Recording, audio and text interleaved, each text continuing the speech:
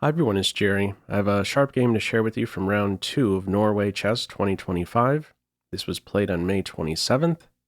On the white end, Hikaru Nakamura playing against Magnus Carlsen. This is their Armageddon game.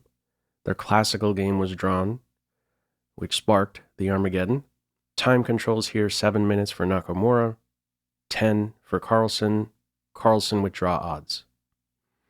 Okay, this opening here we're looking at after these first handful. After c4 here, we're staring at a classical variation of a Neo-Grünfeld defense. After these first 9 moves, neither player has blinked. Got to this position very fast. Only about 30 seconds spent by each player. No increment, keep in mind. Nakamura here working with the central majority. D5 will be a focus here, D5, E4 squares.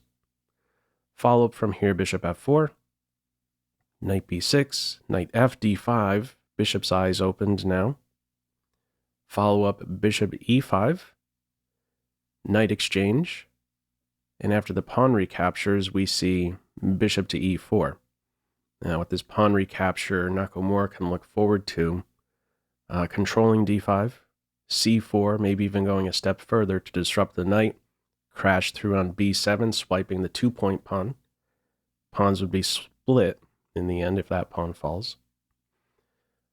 Carlsen plays bishop E4 here, similar to what Nakamura is doing, putting the bishop in a position to one day exchange off the star piece, star minor piece, at least in the position for each side, the fianchetto bishop.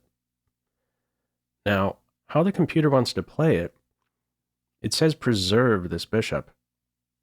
It's looking forward to bishop E6 here instead of bishop E4, controlling these light squares, coordinating with the knight here. And then it wants to abandon this main diagonal. It says avoid the dark square bishop exchange. Maybe in some cases you could play F6 to take over control of that E5 square. That's how the computer wants to play it. How it's played here, the dark square bishop exchange is allowed. We see just that. Follow up rook A to C1. Nearby C4, C5, and this idea to crash through on B7. Question, why not run in for this right now? C4 could be met with bishop takes knight. And then the follow-up queen captures D4, and there's no C5, the queen covers that.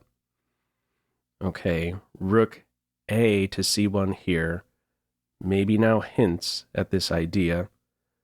Carlsen reacts in the center, reacts energetically, pitches a pawn for some activity, plays C5 here. D takes C5, knight D7. If this pawn can conveniently be collected, black will be for choice. Healthier structure. The pawns here for Nakamura are now split. Follow up from here, queen b4. Defense and attack, the queen functioning like a queen. There's a check in the air as well. Knight f6. And now bishop h3. This is an idea you'll frequently see out of the Queen's Indian defense. The primary function behind this move is to avoid the light square bishop exchange, similar to the line I pointed out. The computer wanted to go for bishop there, controlling these squares, and then avoid the exchange of that fianchetto bishop. That's really what's going on here. Doesn't want to see a light square bishop exchange. This is not about preventing knight g4. Now, I must admit, there is a close, very close, I would say, secondary point behind bishop h3 in this case, as it turns out. It does control c8.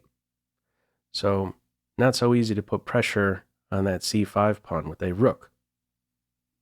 Okay, from here it is queen c7, knight d4, and from here we have b6. So it's going to be a true gambit. At this point, black is not going to be able to conveniently collect this pawn here.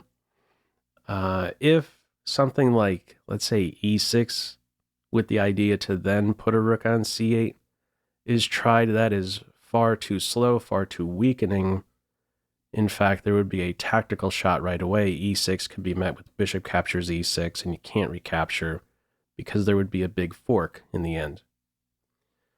So how it's played here, B6, opening up another line. What is that line? The A file here for the rook. It remains about equal. Nakamura is up a pawn, but not the healthiest pawn around. Both sides here working with isolated pawns on the queen side. All right, from here, defensive A2, rook A4, very active square, watching out over any idea of maybe C4. The queen is also opposite that king there. Follow up from here now, tricky move, bishop E6, still poison because of the follow-up fork there. What's going on with this maneuver? This is not just about hope chess, the bishop relocating to a nice diagonal. It does do a good job of gluing things together on the queen side. It also does now transition into an aggressive piece, pointing towards the black king side. Ends up falling back here on the B3 square. Now, a downside with this bishop transfer is that the bishop has left the king side, and we have this bishop cutting into white's camp now. So, potentially a problem here for Nakamura, playing in this way. Very risky. Follow up from here, E5, knight C2, and now comes H5. So, right around the corner, H4, H-file opens up. It may be the case black doesn't even need a queen to deliver some checkmate idea. Bishop and rook alone may be enough. All right, from here, we see H4. Doesn't want to see that H-file open up. Follow up now, knight G4. What the computer has its eye on is queen C8, looking to slip into H3, and only then knight to G4. Okay, knight G4 in this one. Follow up from here is knight A3. This ends up being a losing move. Computer's pointing out knight B4 here. All right, knight A3 does place, at least for a moment, a restriction on the queen. She cannot easily shift her attention to the king side now if needed. She has to watch over the knight. This last move sparks energetic play here by Carlsen. He goes with G5, looking to stir up trouble. I mean, there is no minor piece around on white's king side anymore to defend. G5 is played here, immediately engaging, trying to pry open the lines, while there's this sort of overcommitment here by white on the queen side. Doesn't like G5 as top. What the computer is leaning towards is F5 and F4. I want to draw some attention to this line. There's a really sharp continuation here. Here's how the computer wants to play it. It wants to go with F5 rather than the move in the game, G5. And let's say this knight goes into C4. This seems to be the idea. If you're pivoting on A3, it's just temporary. You want that C4 square with tempo. A move like this could be ignored by this stage. Computer wants to run right in for F4, say, take my rook. I'm just going to chop away on G3. Don't even take any time out to collect the knight. This is an overwhelming position, a winning position here for black. The king side is officially collapsing here. Follow-up point, if you're capturing here on G3, there's now queen C5. This is a disaster. So this is the idea the computer had in mind to run with the F-pawn. One way to look at it, you're not immediately creating tension with F5, but boy, when F4 hits, it's going to hit really hard, and that rook is going to spring right to life. Doesn't even have to move. How it's played here with G5, black is in a way saying, if you bite, if you take here on G5, I'll continue now with H4. If you capture again, rook H8. Yet again, we may not even need the assistance of the queen to deliver mate. what is Nakamura's reaction in this game to g5? He goes with knight c4, no time for queen d2 to target this pawn here. The knight's going to fall. It's knight c4 here. Pawn captures on h4. f3. Now, why didn't Nakamura take this rook? So rather than f3, why not chop here? Well, it's because that earlier line, f5, f4, and the capture on g3, similar story here. You get the capture on g3 with the other pawn, and these dark squares get broken down. It's a similar story. You take here on g3, queen c5 is yet again devastating, winning for black. No time to take the rook there on a5. So in this game it is f3, follow-up check. Looks appealing at first glance, this little fork, but the king is kicked to the same diagonal as the bishop, and now there's a pin here. So the reply in this game, the bishop goes all the way back, keeps the pawn pinned to the king, and there's no pawn captures knight to worry about. Now, computer says this gives away the win.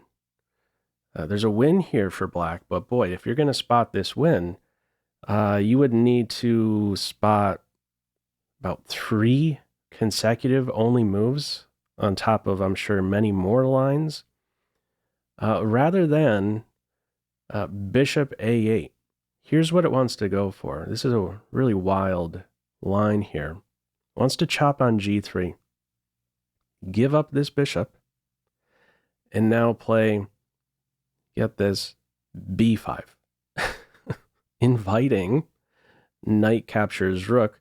The idea behind b5 is to grant the queen access now to this invasive e3 square. So I'll put on this particular line here to show you this is winning for black. A position where you're down, what are we staring at now? Black is down a bishop and a rook. Okay, black is still winning though with knight check. No time to take the knight. The queen recaptures. We're looking at mate on h2. There isn't a good defense there. Also going here, you're asking for trouble. A knight move, your queen is going to fall. That would be discovered check. If king g2, this would be a second only move. First knight f2, now queen e3, only move to win. Nearby there's queen e4 with check. And if that's defended, you would have to spot a third only move here that wins, h4. Okay, this is looking very dangerous by this point. Queen stable, she cannot be challenged. This here is a winning line for black, a winning line here for Carlsen. Did not find it. You really don't have the time in this format to find these moves here. He simply backs the bishop off. Bishop a8 in this game. Follow up, a knight captures rook only now. Pawn captures knight. e4, trying to one day tame this bishop. It's a very strong piece. Big difference between these light square bishops. There's now an intersection square for Nakamura to work with on d5. Follow up from here, h takes g. And from here we have bishop d5, capturing the knight. There's bishop captures e4. That will be a disaster. It is bishop d5. Okay, finally, this piece is tamed. Nakamura is weathering this assault here on his king. Get the light square bishop exchange. Knight hops in with tempo. Rook g1 targets the pawn. Computer saying rook here is a little bit better. Okay, it's still a ball game. Rook g1, h4, c4, and from here we have queen d4. Offer, queen exchange, defend e5. The evaluation here is about -1, with the top move being f6. Okay, after queen d4, this turns completely equal in the computer's eyes. Quick train of thought in playing in this way is Carlsen. Okay, I have another passed pawn to work with. This is now a third passed pawn, and I have a knight around that's there supporting the promotion square. Now, equal position here. The move played d6 turns right back. Decisive all of a sudden for Carlsen, but doesn't really have the time to work out all the details. What is considered best is to track this pawn straight away. It says put either rook on d1, be prepared to give up the exchange, and collect that pawn, also be right behind one of your passed pawns. Not how it is played here. Nakamura runs right away with the d-pawn. Carlsen does not find the way here, plays rook to b8, ends up gifting Nakamura a tempo. As it turns out, that rook will be challenged with rook b1. King f6 was the winning way at this stage here. The king, looking at the pieces that remain here, the king will be the more, or most in this case, efficient defender against these passed pawns. You could put pressure on the pawns, you could blockade the pawns. Most efficient piece there to stop them. How it's played here, rook b8, rook b1. Carlsen cannot afford a rook exchange. White will be winning. Now what has to be played here, you have to go with rook to c8 to put pressure on the pawn. Ends up playing rook d8 here. The pawns continue to roll. Nakamura is winning from there. Here's the thing, if you go for the rook exchange, just mapping out or putting on here some moves, if we saw this rook exchange and then king f6, these pawns start to run. c5, king e6, rook b7. Nearby there's a check. Knight d5, there's d7, king e7, c6. Nearby rook b8. And then d8 equals queen with check. White is simply going to be there first. So you cannot, in short, afford a rook exchange here. Carlsen plays rook d8, and now the pawns roll. He's simply faster. c5, king f6, c6, giving away the d6 pawn. Who needs it? That c pawn is really dangerous. 1 passed pawn for Nakamura, 3 for Carlsen, but that c pawn is just a step away. Follow up from here, rook c6, the only way to defend at this stage, but it could be challenged. The not so active rook working in tandem here on the queenside now. B and c files under control. Knight c4 from here. Pop quiz, how would you continue? Feel free to pause the video. All right, there's only one winning move. Nakamura spots it. A beautiful tactical shot. We have rook b6. Multiple pins in this position. Rook pinned to the king. Knight pinned to the rook. And also the simple deflection idea away from this passed pawn promoting. Knight takes rook would be met with rook captures rook with the fork. That is going to be winning. How it's played here. We have rook captures rook, and after c8 equals queen, Carlsen resigns. What a wild game here in this Armageddon format. A lot of ups and downs, as you would expect. I love the format. You're going to draw in classical. You're going to have to play another game. There will be a decisive result, and quite the game we had here. Anyhow, what are your thoughts with this one? Feel free, as usual, to leave any feedback to this video in the comments section below. Hope you enjoyed it and maybe took a thing or two away. That's all for now. Take care.